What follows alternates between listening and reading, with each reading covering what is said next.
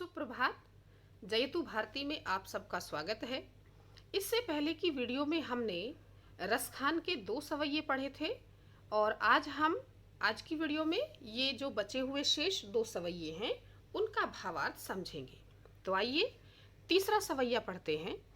मोर पखा सिर ऊपर राखी हूँ, गुंज की माल गरे पहिरोंगी, ओढ़ी पिताम्बर लय लकुटी, बन गोधन ग्वारिन संग फिरोंगी, भावत वो ही मिरो रस खानी, सो तेरे कहे सब स्वांग करोंगी, या मुरली मुरलीधर की अधरान धरी अधरान धरूंगी। इतना सुंदर वर्णन है इसमें यमक अलंकार का, और उसी के साथ साथ इसमें इतना सुंदर वर्णन किया है कवि ने कि किस प्रकार से गोपियां श्री कृष्ण की निकटता पाने के लिए उन्हीं के जैसा रूप धारण करना चाहती हैं।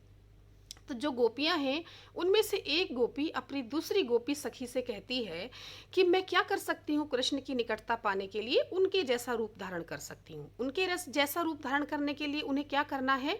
मोर पखा, मोर का पंख सिर के ऊपर, राखियों माने धारण करना। मैं मोर का पंख सिर के ऊपर धारण कर लूंगी और गुंज की माला गरे पहिरूंगी। गुंज की माला, गुंज इस प्रकार का लाल और काले रंग का एक बीज होता है। ये एक घुंघची यानी कि गुंजा नामक एक बेल होती है, एक लता होती है। उस बेल पर जो बीज लगते हैं उन्हें कहते हैं गुंज के बीज या घुंघची के बीज, और उनसे बनी हुई माला कुछ इस प्रकार की माला है। तो श्री कृष्ण ये गुंज से बनी हुई माला धारण करते थे, तो इसलिए गोपी भी श्री कृष्ण के ही समान इस गुंज की माला को धारण करना चाहती हैं। तो गोपी क्या करेगी? श्री कृष्ण के जैसा रूप धारण करने के लिए मोर पंख सिर पर पहन लेंगी और गुंज की माला गले में पहन लेंगी। उसके बाद ओढ़ी पीताम्बर, पीताम्बर क्योंकि श्री कृष्ण पीले वस्त्र पहनते थे, तो पीला वस्त्र, पीला पीताम्बर ओढ़ करके, पहन करके, लकुटी लाठी लेकर के वन में गोधन गायें, ग्वारिन ग्वालिने संग फिरोंगी, उनके साथ घूमूंगी। जैसे श्री कृष्ण लाठी लेकर, पीताम्बर पहनकर ग्वालों के साथ वन में गाय चराने जाते हैं, उसी प्रकार मैं भी पीताम्बर पहनकर, लाठी लेकर और गायों को चराने के लिए ग्वालिनों के साथ वन में घूमती रहूंगी या वन में जाऊंगी। भाव तो वो ही मेरो रस खानी, हे सखी वो ही, कौन? श्री कृष्ण ही मेरे मन को भी भावतो माने अच्छे लगते हैं। रसखानी, रसखान कहते हैं, कवि रसखान कहते हैं कि हे गोपी कह रही है कि हे सखी मेरे मन को वही श्री कृष्ण अच्छे लगते हैं, इसलिए उनकी निकटता प्राप्त करने के लिए मैं तेरे कहने से ये सारा स्वांग माने नाटक करूंगी, अर्थात श्री कृष्ण जैसा ही रूप धारण करूंगी। लेकिन या मुरली मुरलीधर की अधरान धरी अधरान धरूंगी, लेकिन जो मुरली, जो बांसुरी मुरलीधर श्री कृष्ण अपने होठों पर रखते हैं, अधरान धरी, अधरा माने होठ, अधरान होठों पर धरी माने रखते हैं, उसको मैं अपने अधरा, अपने होठों पर नहीं धरूंगी, अर्थात उसे मैं ग्रहण नहीं करूंगी। ऐसा गोपी इसलिए कह रही है क्योंकि जितनी भी गोपियां थी वे सारी की सारी श्री कृष्ण की वंशी से ईर्ष्या रखती थी। ईर्ष्या इसलिए कि श्री कृष्ण हमेशा वंशी बजाते रहते थे और गोपियां चाहती थी कि श्री कृष्ण हमारे साथ खेलें, हमारे साथ बैठें और बातें करें और हम उनके निकट रहें, उनके संपर्क में रहें, उनके सानिध्य में रहें। और जब वे मुरली बजाते थे तो उनको उनका सानिध्य प्राप्त नहीं होता था।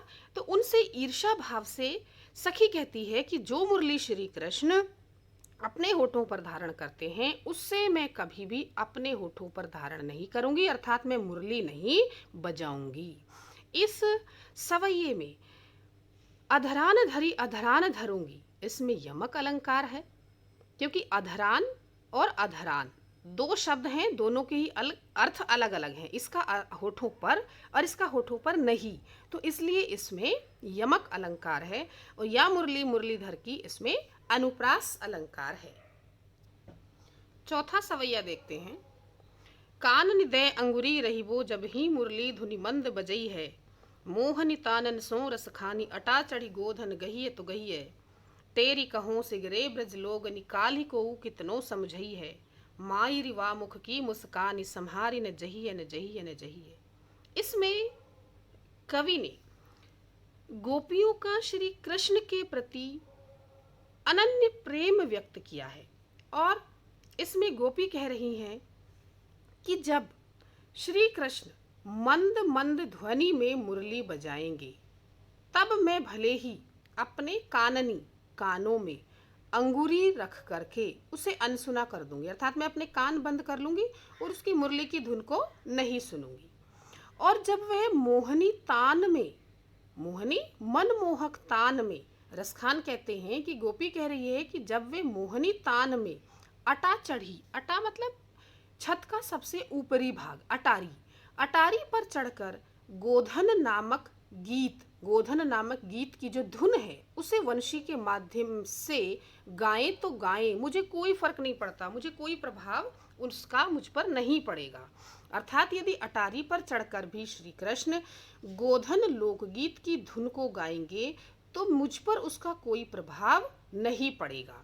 लेकिन तेरी पुकार कर कहो कह रही हूँ सिगरे सारे ब्रज लोगों से, लेकिन मैं सारे ब्रज लोगों से पुकार कर कह रही हूँ, काल ही कल मुझे कितना भी कोई समझाए, को माने कोई, कल मुझे कोई कितना भी समझाए, लेकिन मायरी हे माँ उस मुख की मुस्कान, श्री कृष्ण के मुख की जो मुस्कान है वह संभाली न जाइए, वह संभाली नहीं जाती। अर्थात श्री कृष्ण के मुख की जो मुस्कान है वह इतनी मनोहर और इतनी आकर्षक है कि सारी गोपियां उसकी मुस्कान के आगे विवश हो जाती हैं। इसमें कवि रसखान कहना यह चाह रहे हैं कि गोपियां श्री कृष्ण के निकट रहना चाहती हैं, लेकिन घर वाले उन्हें उस बात के लिए मना करते हैं कि हर समय तुम केवल कृष्ण के पास रहती हो, वंशी सुनती रहती हो और जो है बाहर घूमती रहती हो। तो इसलिए जब वो गोपी अपनी ही माँ को समझाते हुए कह रही है कि ठीक है मैं नहीं जाऊंगी, जब श्री कृष्ण मुरली बजाएंगे तो भी मैं उसे अनसुना कर दूंगी, अपने कान बंद कर लूंगी, जब वह अटारी पर चढ़ कर के गोधन नामक धुन सुनाएंगे तब भी मैं उसको नहीं सुनूंगी, लेकिन मैं सारे ब्रज के लोगों से ये पुकार कर कह रही हूँ कि कल मुझे कोई कितना भी समझाए, यदि श्री कृष्ण के मुख की मुस्कान मैंने देख ली तो फिर मैं उसे ही संभाल पाऊंगी, फिर मैं अपने आप को नहीं रोक पाऊंगी और श्री कृष्ण के सानिध्य में ही जाऊंगी। अर्थात श्री कृष्ण की मोहनी मुस्कान देख करके सारी की सारी गोपियां उनकी ओर खिंची चली जाती हैं। इस सवैये में, पूरे सवैये में ही अनुप्रास अलंकार है और न जहिए बार बार दो ही शब्दों की पुनरावृत्ति हुई है, इसलिए इसमें पुनरुक्ति प्रकाश अलंकार है। आशा है ये दोनों सवैये आपको समझ में आ गए होंगे, इनका भावार्थ स्पष्ट हो गया होगा। आप कमेंट करके बता सकते हैं। धन्यवाद।